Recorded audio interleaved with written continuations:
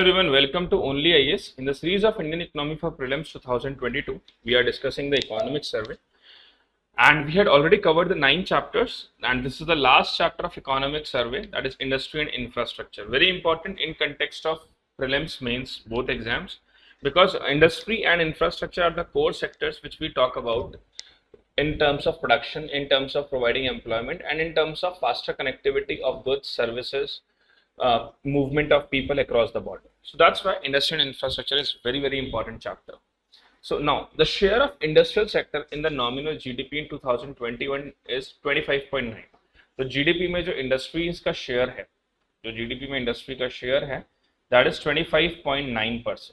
That is again important for prelims data. In 2020-21, electricity, gas, water supply and other utility services was the only subsector experience of positive growth. अब आपसे ये prelims में question पूछ सकते हैं कि भाई कौन कौन से ऐसे सेक्टर्स हैं इंडस्ट्री में जिसमें हमने पॉजिटिव ग्रोथ एक्सपीरियंस करी. That is electricity, gas, water supply and other utility service. अब आपसे जो सबसे इंपॉर्टेंट एक डेटा है जो नेक्स्ट आपके सामने जो चार्ट है उसमें मेंशन है. क्या है उसमें मेंशन कि इंडस्ट्री के अंदर जितने कंपोनेंट्स होते हैं, 5 कंपोनेंट्स होते हैं. First is mining and quarrying, mining. दूसरा electricity, gas, water supply and other utility service. Third is industry, fourth is manufacturing and fifth is construction. सबसे ज्यादा वेटेज किसका है? सबसे ज्यादा वेटेज किसका है इन सब में? तो 2020-21 के हिसाब से आप देखिए कि सबसे ज्यादा वेटेज मैन्युफैक्चरिंग का है. The highest weightage is manufacturing. मैंने आप यहाँ रैंक के हिसाब से लगा देता हूँ. मैन्युफैक्चरिंग का सबसे ज्यादा वेटेज है, followed by construction, then construction, then construction. उसके बाद में we have third number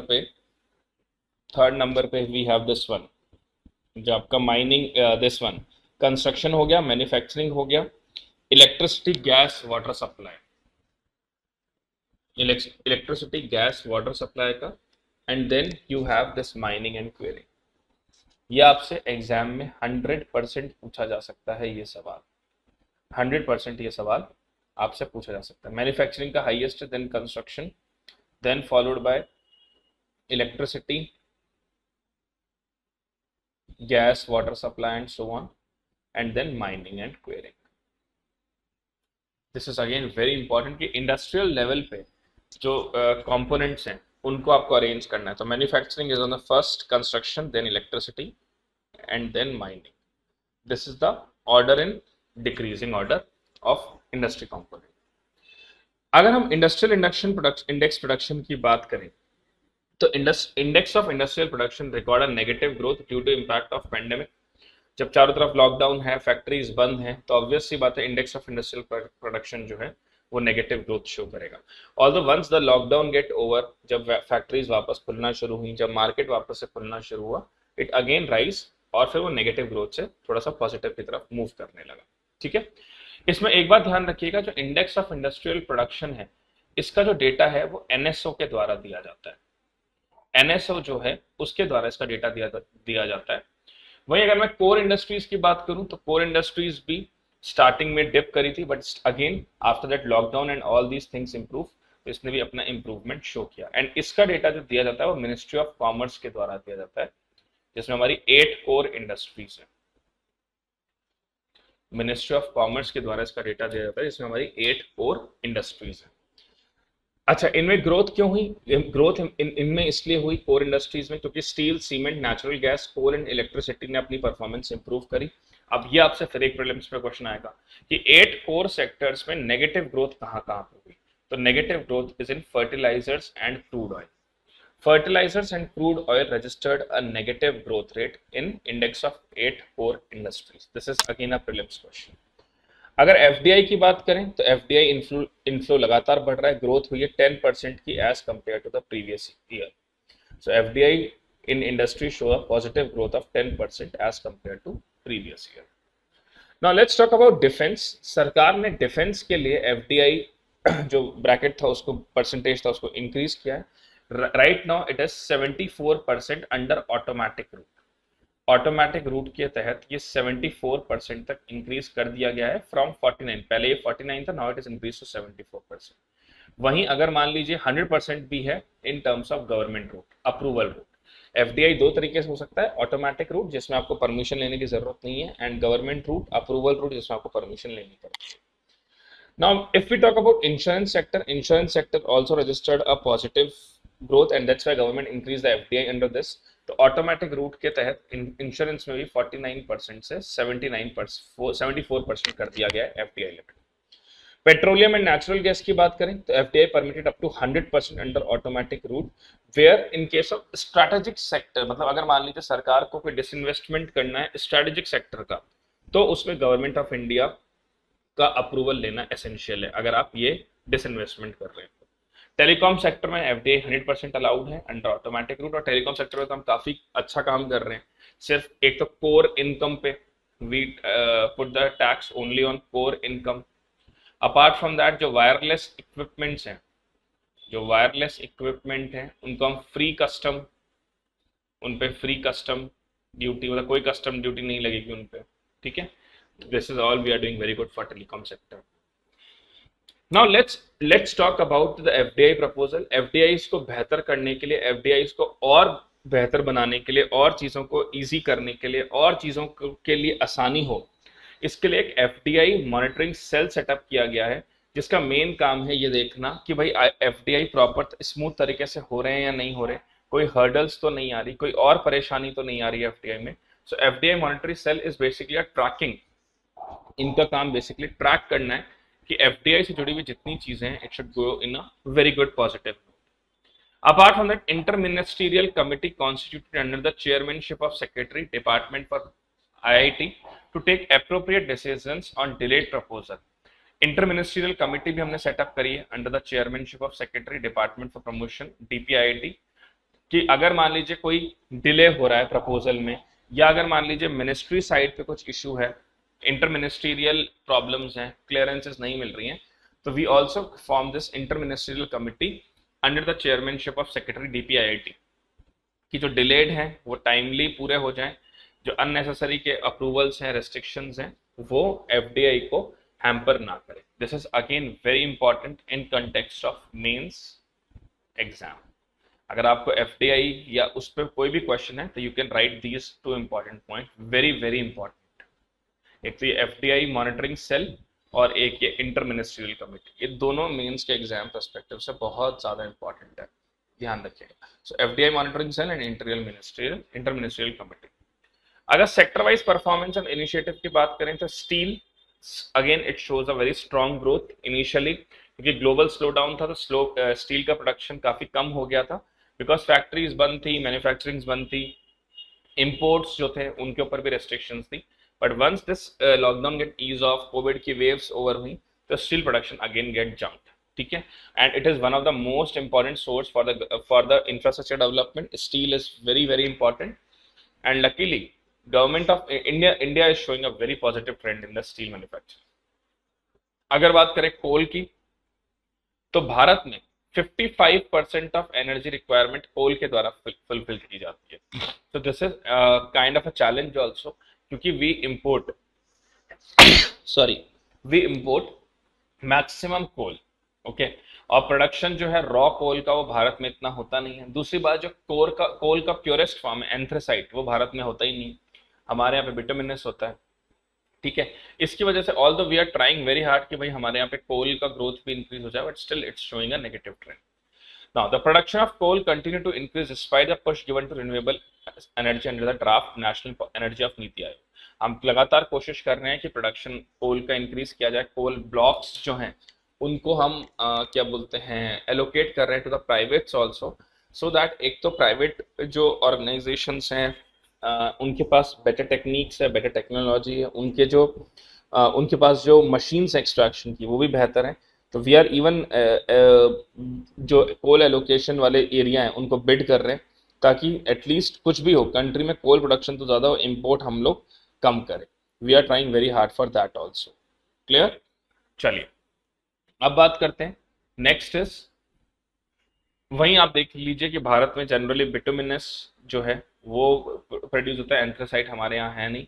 apart from that ये देखिए जो सबसे इंपॉर्टेंट पॉइंट है, the coal sector saw major reform after it is open for private sector. Aim of above steps to bring efficiency and competition in coal production to attract the investment, best technology and impetus to job sector creation. तो अब हम सबको पता है कि private वाले जो हैं they have the better technologies, better skilled people also, so that enhance the attractive investment. They had world class technology and also they will create the job. So out of 28 coal mines, 27 have been auctioned to private companies. 27 have been auctioned to the private companies. So because the government of India knew this thing कि उनके पास बेहतर technology है, government of India knew this thing कि उनके पास better capability है वो काम करने की. That's why we auction it to the private companies. When we talk about MSMEs, the MSMEs आप सबको पता है आत्मनिर्भर भारत में एक्सपेंशन एमएसएमई का बहुत ज़्यादा किया है। Government of India specially prime minister जो है वो एमएसएमई सेक्टर की इंपॉर्टेंस बहुत ज़्यादा समझते हैं, इसीलिए एमएसएमई के द्वारा अगर कोई लोन लिया गया है और उसको 6 मंथ से ज़्यादा हो गए हैं तो उसको नॉर्मल लोन ट्रीट किया गया है। Under the production linked incentive scheme they are given the very much benefits, interest subvention, moratorium of loan extended, and so on. So apart from that, program and scheme for fund regeneration of traditional industry. Now, government is also focusing on that, this traditional industry business. See, traditional industries are like that कि जैसे कोई father, grandfather, उनके father सब उसी business में, जैसे bangle making है, carpet making है, या मान लीजिए कोई टॉय मैन्युफैक्चरिंग है। अब क्या है, वो पूरा परिवार ही उस पर्टिकुलर इंडस्ट्री, उस पर्टिकुलर सेक्टर से में जुड़ा हुआ है। अब गवर्नमेंट वांट्स कि दैट ये ट्रेडिशनल बिजनेसेस खत्म ना हो, क्योंकि क्या है कि एक तो वो फैमिली उस चीज में बहुत बेटर इक्विप्ड है, उनको मालूम है कि ये काम कैसे किया जाता है। फिर अगर एक फैमिली पूरे उसी बिजनेस में एंगेज्ड है तो उससे उसकी जो नेक्स्ट जनरेशन है उनको भी उसी बिजनेस में रखा जा सकता है, एंड उससे ना सिर्फ वो बिजनेस ग्रो करेगा, बाकी एम्प्लॉयमेंट की जो प्रॉब्लम है वो भी कम होती जाएगी। एंड दूसरा, that particular family, that particular business will also promote employment to the other sectors as well. जैसे मैं आपको एक एग्जांपल देता हूँ, might be you heard of Bikaneri bhujia. अब जो बीकानेरी भुजिया है वो अपने आप में उसको जीआई टैग मिल चुका है, ठीक है। अब वो जो भुजिया का जो मेकिंग है वो बीकानेर में कुछ स्पेसिफिक फैमिलीज कर रही हैं। तो गवर्नमेंट डोंट वांट कि भाई ये जो पर्टिकुलर बिजनेस है ये एंड हो, क्योंकि एक तो इससे कितने लोगों को एम्प्लॉयमेंट मिल रहा है, दूसरा बीकानेरी भुजिया इतना बड़ा ब्रांड है कि वो पूरे इंडिया में इवन बाहर भी एक्सपोर्ट होती है। तो इस वजह से गवर्नमेंट वांट दैट कि ये जो ट्रेडिशनल इंडस्ट्रीज है इनको किसी तरह की प्रॉब्लम नहीं आनी चाहिए। दैट्स व्हाई गवर्नमेंट इनिशियली इसके लिए एक स्पेसिफिक फंड भी गवर्नमेंट ने रखा है कि भाई इनका डेवलपमेंट नहीं रुकना चाहिए। अपार्ट फ्रॉम दैट, एमएसएमईज के ईज आउट के लिए कि भाई उनको कोई प्रॉब्लम ना हो, उन्हें किसी तरह की तकलीफ ना हो, उन्हें किसी तरह का कोई इशू ना हो, इसीलिए हम एक काम करते हैं, उद्यम रजिस्ट्रेशन पोर्टल रखते हैं। इस उद्यम रजिस्ट्रेशन पोर्टल में क्या होगा, हम डायरेक्टली उन एमएसएमईज को रजिस्टर्ड कर देंगे। कोई भी एमएसएमई है जो अपने आप को रजिस्टर करना चाहती है वो उस उद्यम रजिस्ट्रेशन पोर्टल पे अपने आप को रजिस्टर कर सकती है सेल्फ डिक्लेरेशन बेसिस पे, ठीक है। एंड उसको ईज ऑफ डूइंग प्रमोट करने के लिए हम ये काम कर रहे हैं, सिंगल विंडो क्लियरेंसेस को प्रमोट करने के लिए we are promoting this particular thing. तो ये भी बहुत अच्छा इनिशिएटिव है कि रादर देन पहले क्या होता था, किसी को मान लीजिए रजिस्ट्रेशन करवाना है, अब 50 जगह पे डॉक्यूमेंट लेके जा रहे हैं, साइन करवा रहे हैं, अप्रूवल नहीं मिल रहा है, तो overall it hampered the trade, but now it is very much easy for any kind of MSME to get registered themselves. So now two new sectors, that is retail and wholesale trades, were included as MSME and they have been permitted to register on Udyam registration portal. Now this is very important, very important। retail और wholesale trade को भी अब MSME में शामिल कर लिया गया। Retail and wholesale trades were also included as MSME and to be registered on Udyam registration portal.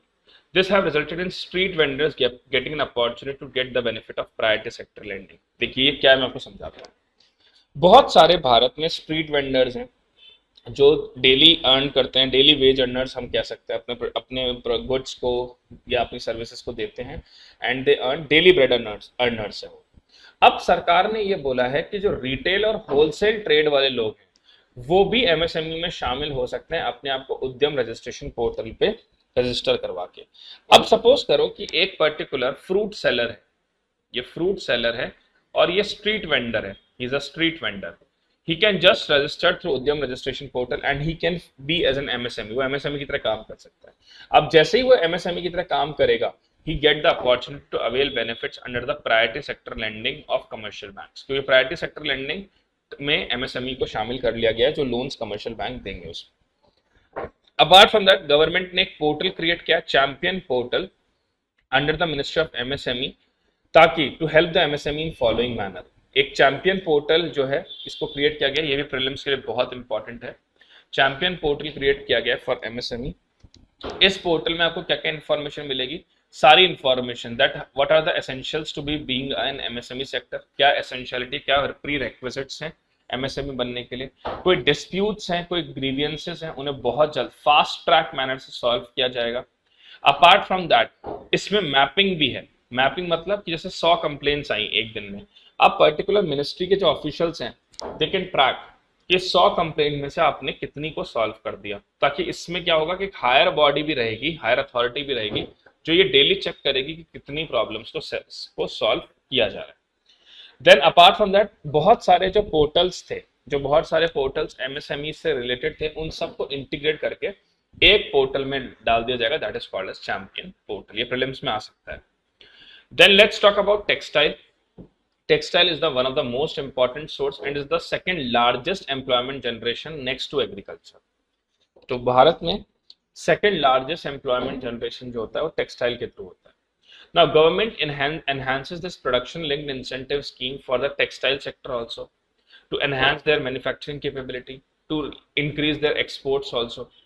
Government ने 7 प्रधानमंत्री mega integrated textile region and apparel park October में डिक्लेयर किए to increase the competitiveness in this sector. अब मैं आपको एक चीज समझाता हूँ कि जो मेगा पार्क्स होते हैं, चाहे मेगा फूड पार्क हो, चाहे मेगा फूड पार्क हो, मेगा टेक्सटाइल पार्क हो, मेगा फूड पार्क हो, मेगा टेक्सटाइल पार्क हो, या आपने जैसे सुना होगा कई बार कि जैसे मेगा इंडस्ट्रीज होती है क्लस्टर्स के फॉर्म में, ये क्यों बनाई जाती है, इसके पीछे क्या कारण है? जब ये बनाई जाती हैं तो एक तो इनके एरिया आसपास, सपोज करिए इनके आसपास के 2 किलोमीटर 3 किलोमीटर 5 किलोमीटर तक का एरिया डेवलप हो जाता है, बेहतरीन रोड्स हो जाती हैं इनके आसपास, बेहतरीन इलेक्ट्रिसिटी होती है, तो आसपास के जो गांव होते हैं वहां भी पूरी बिजली आ रही होती है, ठीक है, बेहतर सैनिटेशन हो जाता है, अच्छी रोड्स होने की वजह से मूवमेंट ऑफ गुड्स आराम से हो जाता है। यहाँ पे जनरली ये जो मेगा फूड पार्क्स होते हैं ये सिटी के अंदर नहीं होते, सिटी से बाहर होते हैं, जो ग्रामीण इलाके होते हैं, रूरल बैकग्राउंड, रूरल एरियाज होते हैं, वहां पर ये सेटअप किए जाते हैं। तो बहुत सारे जो रूरल स्किल्ड पीपल है उनको यहाँ नौकरी मिल जाती है, ठीक है, स्किल्ड और अनस्किल्ड दोनों, तो इससे उनको अर्बन एरिया में माइग्रेट करने की जरूरत नहीं है। So these are the actual advantages of having these mega parks. Now for developing the textile sector, the PM Mitra scheme, Pradhan Mantri Mitra scheme, that mega integrated textile regional and apparel park scheme, what they are focusing? They are focusing on 5F. They are focusing on 5F. What are those 5F? Farm to fiber, farm to fiber, fiber to factory, factory to fashion, fashion to foreign. This is their 5F. Farm to fibre मतलब जो किसान है जो यहाँ पे cotton grow कर रहा है, वो ग्रो करके किसको देगा? फैक्ट्री को देगा, ठीक है, फैक्ट्री अकॉर्डिंग टू फैशन जो भी उस समय ट्रेंड में होगा उसको बनाएगी, and then they sell it to the foreign countries also according to their demand. तो इनमें सबसे पहली बात है कि जो मेगा पार्क्स हैं इसमें एक तो integrated and modern infrastructure facility डाली जा रही है ताकि ये ओवरऑल टेक्सटाइल सेक्टर को बेहतर करें, ठीक है, result in increase in production cost को कम करना, इन्वेस्टमेंट एनहांस करना, एम्प्लॉयमेंट जनरेट करना, एक्सपोर्ट इनकम एनहांस करना। This is the main objective of textile sector, ठीक है, this is the main objective of textile sector. And government of India is also focusing to create a special purpose vehicle that is owned by government of India to work to enhance this textile sector, and it is made under PPP mode also.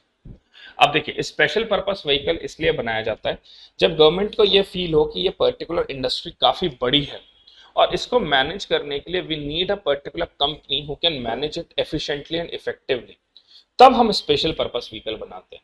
अब this particular industry, textile industry itself is very huge industry, second largest employment provide करने वाली industry.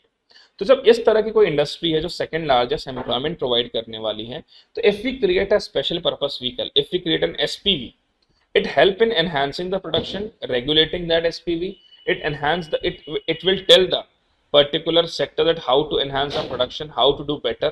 So it's overall it's a kind of organization that work for the welfare of all. So this is the reason why we always say that we need to have this particular segment. Now let's talk about electronic industry. Electronic industry is world largest and fastest growing industry. और इसको Meta resource कहते हैं। Meta resource मतलब एक ऐसा resource जो बहुत ज्यादा जिसमें पोटेंशियल है, एक ऐसा रिसोर्स जो बहुत ज्यादा एम्प्लॉयमेंट प्रोवाइड करता है, एक ऐसा रिसोर्स जो बहुत ज्यादा जीडीपी में कंट्रीब्यूट करता है, एक ऐसा रिसोर्स जो ओवरऑल प्रोडक्टिविटी एनहांस करता है, that is called as meta resource. तो मेटा रिसोर्स होने की वजह से, इलेक्ट्रॉनिक इंडस्ट्री होने की वजह से it enhances the infrastructure enhance करता है, प्रोडक्टिविटी एनहांस करता है, एफिशिएंसी बढ़ाता है और कहीं ना कहीं ट्रांसफॉर्मेशन करता है कंट्री का। ट्रांसफॉर्मेशन कैसे करता है कंट्री का? ट्रांसफॉर्मेशन इस तरह से करता है कंट्री का कि जहां पर जो कंट्री एक तरह से सोशल ट्रांसफॉर्मेशन इस तरह से कि जहां पे बहुत ज्यादा माइग्रेशन हो रहा है, जहां लोगों के पास नौकरियां नहीं है, तो ये एक तरह से लोगों के स्टैंडर्ड ऑफ लिविंग को बेहतर भी करता है। ठीक है, गवर्नमेंट ऑफ इंडिया ने national policy on electronics start करी है to enhance the electronic component and to make India a global hub for electronic system and design manufacturing, जिसको हम ESDM कहते हैं। अब कहीं ना कहीं आप सबको पता है कि अभी वो सेमीकंडक्टर वाली जो प्रॉब्लम है वो बहुत ज्यादा हो रही है, जिसकी वजह से गाड़ियों की प्रोडक्शन नहीं हो रहा है, वेटिंग पीरियड बहुत ज्यादा इंक्रीज हो रहा है।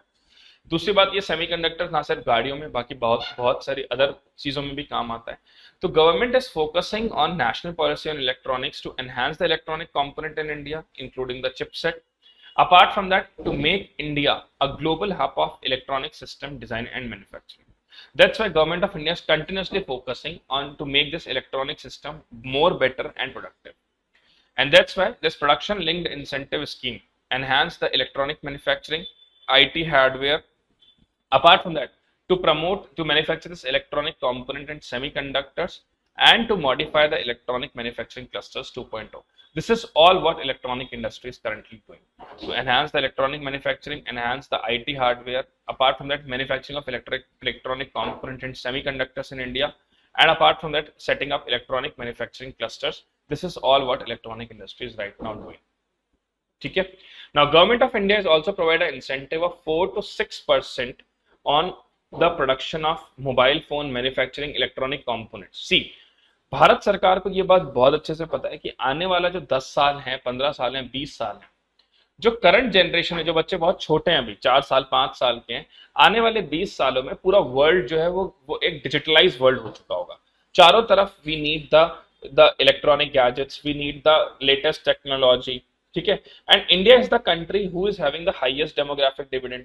डेमोग्राफिक डिविडेंड हमारे यहाँ बहुत ज्यादा है। फिर हमारे यहाँ लैपटॉप्स की डिमांड, मोबाइल की डिमांड, टैबलेट्स की डिमांड बहुत ज्यादा होने वाली है। And India is not the largest manufacturer of this, so India actually imported from every part of the world. Now to consider this thing for future also, we are providing an incentive of 4 to 6% to our domestic manufacturers कि आप भारत में mobile बनाइए, आप भारत में laptops बनाइए, इनकी assembly, testing, marketing, packing सब आप भारत में करिए.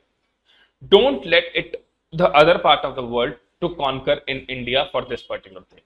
क्यों हमें सैमसंग का प्रोडक्ट लेना है भाई, क्यों हमें LG का प्रोडक्ट लेना है, क्यों हमें आईफोन, एप्पल लेना है? हम इंडिया के प्रोडक्ट्स को ऐसा बनाएंगे जो वर्ल्ड क्लास हो. टाइम लगेगा, लेकिन आप टाइम लीजिए, बनाइए. हम आपको इंसेंटिव दे रहे हैं 4 से 6% का. आप भारत में बनाकर करो, हम इसका प्रमोशन करेंगे. That's why government even provide an incentive of 1 to 4% for manufacturing the laptop, tablet, all-in-one PCs and servers. Apart from that, सरकार ने 72,000 करोड़ रुपीस का फंड क्रिएट किया है for the development of semiconductor. See and मैं हमेशा एक चीज ये मानता हूं कि करंट गवर्नमेंट, मैं सिर्फ ये नहीं कि बोल रहा कि आई एम प्रो बीजेपी और pro Congress, it's not like that. I am saying this कि करंट जो गवर्नमेंट है, जो पिछले 10 साल 15 साल का जो टाइम पीरियड है, after 2008 I can say, after 2008 India is actually trying to focus on its strength. Bharat को अगर ये लग रहा है कि यार ये एडवर्स सिचुएशन है, तो इंडिया उसका काउंटर कर रहा है, और ये बहुत अच्छी चीज है। जब कोविड आया तो हमें पता भी नहीं था ये पीपीई किट क्या होती है, हमें पता भी नहीं था कि ये N95 क्या होता है, हमें ये नहीं मालूम था कि कैसे इससे बचना है। हमारे यहाँ तो बनते भी नहीं थे ये N95 पीपीई किट और ये सब। करंट गवर्नमेंट ने, हमारी जो सरकार है, उसने विद इन 6 मंथ्स पहले तो कंट्री की डिमांड पूरी कर दी, और इतने बना दिए कि जो छोटे छोटे देश हैं उनको भी हमने बांटने शुरू कर दिए। This is called as real power. ठीक है, अभी पूरा वर्ल्ड सेमीकंडक्टर से परेशान है, भारत खुद सेमीकंडक्टर्स से परेशान है कि यार इस पे चाइना पे डिपेंडेंट होना पड़ता है, they are not manufacturing because वहां कोविड ज्यादा है, वहां लॉकडाउन हो गया, ये हो गया। Let it be, 72,000 crore government ने इन्फ्यूज करे, बनाओ आप सेमीकंडक्टर इंडिया में। टाइम ही तो लगेगा आपको, हो सकता है इनिशियली आपका प्रोडक्ट उतनी उस क्वालिटी का ना हो, कोई परेशानी नहीं है, लेकिन आप बनाओ। Let try for it, go for it, we are standing for you, go for it, जाइए इसके लिए, बनाइए इसको। और देखिएगा, मैं आपको बता रहा हूं, मैं आपको चैलेंज दे रहा हूं इस बात को, विद इन अ ईयर और 2 we will become one of the largest producer of this thing also. हम इंपोर्ट करना बंद कर देंगे इस चीज को, because the current government has this power to influence the particular business segment as a whole. वहीं अगर मैं फार्मा की बात करूं, तो India has the trade surplus in pharma sector, हमें medicine capital of the world भी कहा जाता है, and in terms of world leaders हैं हम फार्मा में, लार्जेस्ट सप्लायर हैं जेनरिक मेडिसिन के through out the world, and we are the pharmacy of the world, as I told you. ठीक है, now under this production linked incentive scheme is also for pharmaceutical, कि बनाइए आप बेहतर products को, बनाइए आप अच्छी अच्छी मेडिसिन को। ठीक है, रिसर्च पे आप ध्यान दीजिए, मेडिसिन बनाइए एंड एक्सपोर्ट इट, क्योंकि हमें पता है कि जो हमारा जेनरिक वर्जन है वो बहुत बड़ा सुपर हिट है, स्पेशली उन देशों में जो अफोर्ड नहीं कर सकते एक्सेसिव एक्सपेंसिव मेडिसिन, जो अफ्रीका के छोटे देश हैं या जो एशिया के छोटे छोटे देश हैं, they don't have the capacity to afford the big brand medicine. तो हमारा जेनरिक मार्केट बहुत ज्यादा स्ट्रांग है इन टर्म्स। तो गवर्नमेंट ने कहा कि भाई प्रोडक्शन लिंक्ड इंसेंटिव में we are including the pharma also, बनाओ आप बेहतरीन दवाइयां और इसको हम सेल आउट करेंगे। ठीक है, so this is all in industry. Now let's talk about infrastructure. तो first of all national infrastructure pipeline Bharat सरकार ने स्टार्ट करी to provide world class infrastructure. और देखिएगा आने वाले 10 साल 15 साल अगर सरकार इसी पेस से काम करती रही और इसी तरह से फंड इन्फ्यूज करते रहे, कैपेक्स बढ़ाते गए, तो इंडिया में भी वर्ल्ड क्लास इंफ्रास्ट्रक्चर बनने में ज्यादा टाइम बचा नहीं है। And that's why government of India, अब नेशनल इंफ्रास्ट्रक्चर पाइपलाइन है, 110 लाख 111 लाख करोड़ रुपए चाहिए, तो क्या करें, नेशनल मोनेटाइज पाइपलाइन भी शुरू कर दी कि अपने जो एसेट्स हैं उसको लीज पर देंगे, ठीक है, उसको रेंट पे देंगे, और 6 लाख करोड़ रुपए जनरेट कर लेंगे हम with in a time frame of 4 साल 5 साल। This is what government of India is doing right now. Road transport की बात करें, India is the second largest network of road after US and increasing the pace of road construction. Per day, we are constructing 36.5 kilometers road in this part of it, in every part of India. The 36.5 kilometer के road हम daily construct कर रहे हैं. And we also want to increase, and the increase in public expenditure in the road enhances to 29.5%. Whereas if I talk about railway network, we have the third largest network in terms of world single management of railway.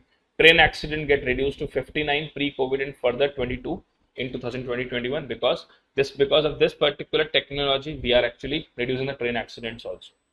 Apart from that, indigenous new technology is just Kavach. Now what is this Kavach technology? Kavach एक ऐसी technology इसमें हम एक software जिसमें हमें ये पता लग सकता है कि अगर 2 ट्रेन एक ही ट्रैक पे आ गई तो उन्हें कैसे बचाया जाएगा। मतलब प्रॉपर ट्रेन की मॉनिटरिंग होती है कि वो 2 ट्रेन सेम ट्रैक पे ना आ जाए, ट्रेन एक्सीडेंट्स को अवॉइड करने के लिए, ट्रेन कल्यूजन को अवॉइड करने के लिए। Then Vande Bharat trains for the development of stations, redevelopment of station, Vande Bharat trains to enhance the connectivity all over the country. Kisan Rail, you all know, to sell the perishable fruits and vegetables from one place to another. Apart from that, we are also planning to construct the railway lines in the difficult terrain such as Rishikesh and Karan Prayag.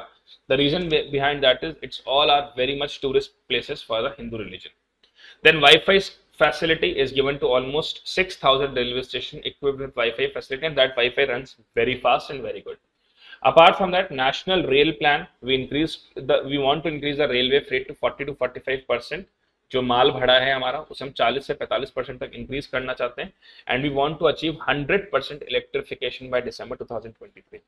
अगर आपको railway freight को increase करना है 40 to 45%, तो इसमें एक suggestion है government of India को दैट कि आप पैसेंजर ट्रेन और फ्रेट ट्रेन के ट्रैक्स अलग कर दीजिए, क्योंकि अगर फ्रेट ट्रेन का ट्रैक अलग होगा उसमें पैसेंजर ट्रेन नहीं होंगी तो फ्रेट ट्रेन को क्लियरेंसेस रुकने की जरूरत नहीं है। They can even run with the speed of 60, 80. Right now they are running with the speed of 30, 40, 50 max. So they can run with 80 speed also if there is separate track for that.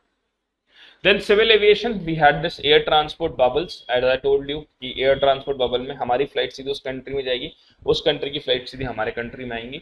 We are disinvesting the Air India also, expansion of airports. Regional connectivity can enhance through उड़ान platform, उड़ान scheme जिससे हम लोग 2500 rupees में regional connectivity को enhance कर रहे हैं.